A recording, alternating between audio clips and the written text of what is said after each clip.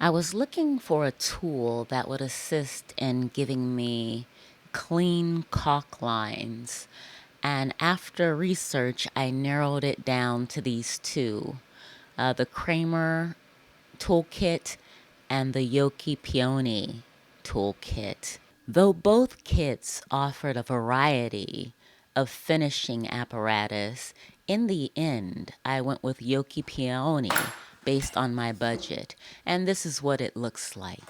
I still use tape to ensure clean lines, but I did use it for some trim work. Tool, brush, another scraper type blade,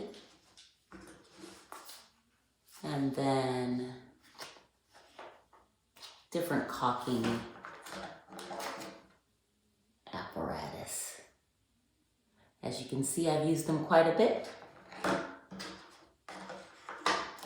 and found them functional.